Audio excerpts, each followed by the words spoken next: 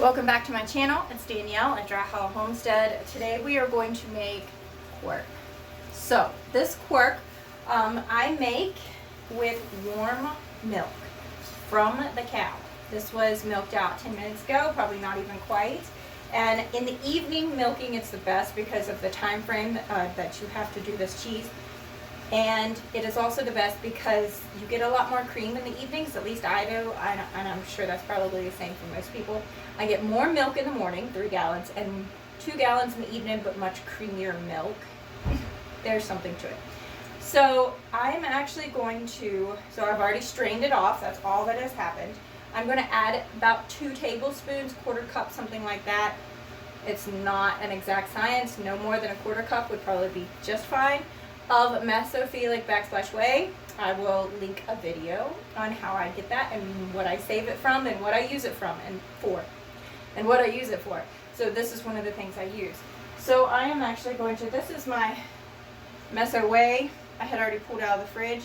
So this is how serious I am about this, okay? Perfect, 2 tablespoons. 2 tablespoons of meso culture. I'm going to, the backsplash whey, I'm going to mix it in, up, down, all the way through.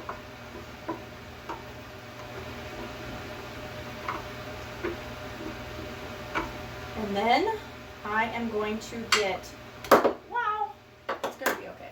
I'm going to get my rennet, and I'm going to add 2 drops of rennet and into about a quarter cup of water. No more than a quarter cup of water. It doesn't have to be quite a quarter cup. So I'm not even sure how much water this is. 2 drops. Give it a good swish. Pour it on top. And we're going to do the same thing. I haven't even washed up my jug, or my buckets from milking yet. But you want to do this while it's still warm. Okay. The next stage in a quark is to leave it at room temperature on the counter overnight. So this works out great. It's like 7:45 right now. I'm going to put it on the counter. This is a traditional cheddar I did a couple days ago, yesterday I guess. So they can be together because it's the same kind of culture. Okay friends, we are going to allow our quark to set at room temperature overnight. I actually wrapped him up snug as a bug in a kitchen towel, and he will be just fine. Whatever. The quark will be just fine until morning. About 12 hours from now will be about 7:30 in the morning, and that will be our next part of the process. So you might be asking what quark is, and quark is quark. So it is a very specific taste, and it's a very popular, like in Ukraine, Russia, in other countries, in Germany, European countries, they do this a lot more than Americans do. We just have like a cream cheese and a sour cream. This, I would say, it tastes like quark. It's not cream cheese. It has a consistency close to cream cheese, and you can make cheesecake with it, but it has a different flavor, and it's delicious. And now that I've made this, I have gotten so good at quark. Like, I enjoy quark so much. I don't make cream cheese very often because this is using very creamy milk. Cream cheese is just cream, and I like butter. I like butter a lot, so I'm not gonna use all cream for cream cheese. So I really suggest that you make this. It is super simple. You do need raw milk. It's not gonna work with regular milk that I know of. Tell me in the comments below if I'm wrong, because I might be. I'm not going to buy milk and try it out for you though. So this is a great recipe. If you have raw milk, I would love for you to try it. So simple.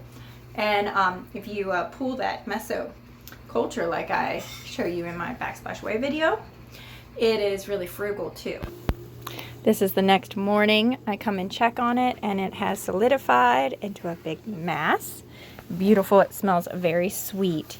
So the next part I actually didn't get on camera for some reason is that I actually cut a grid on the top. So I go in about 1-inch cubes. I try to cut into the top of that quark, and then I boil water. I always boil water and sanitize my cheesecloth. I just let that set for a few minutes, and then I dump that water out of my bowl. I have my cheesecloth on top of a bowl. And then I am going to dump my cheese curds, which is the Quark, into that and hang it for about 6 to 8 hours, depending on how thick you want your cream cheese, or how dry you want your Quark. If you had let it go a little too long, you can always mix in a little bit of that whey down at the bottom back into it, so that you have it a little less dry, so you can kind of tailor it that way. I always do 2 knots on each side of my cheesecloth, and then I have a little hook that I always use on my counter that's attached to my cupboards, and I just keep a bowl underneath it and make sure nobody drops it off, or it'll make a big mess of whey all over the counter. So yeah, we're leaving that for 6 to 8 hours, and then we will come back. This is 6 to 8 hours later. It's dark outside. I really don't know what time it is. That bowl was overflowing with whey, so I already disposed of that. And now I'm going to open up my cheese bag, my cheesecloth, and dump out our Quark. And for a gallon, I usually probably sprinkle two big pinches of pink salt. I think it'd be about 2 tablespoons. These are big pinches. And mix that in. This is a fresh cheese, so it is not going to stay good for months. This is something you want to eat within about a week. Put it in your fridge after this. If you want to skip the salt, you can, but salt is a preserver, so that'll help it stay stay fresh longer. But this is really good if you add some sweetener, some sugar, honey, and just eat it with your fruit. It's delicious. I think I would pick this over cream cheese any day. So give it a try sometime. Thank you guys so much for coming along with me today and making Quark. I hope this is something that you can make in your kitchen. If you have any recipes that you know of that involve Quark, I would love to hear about it. I'm always looking for more things to put my Quark in.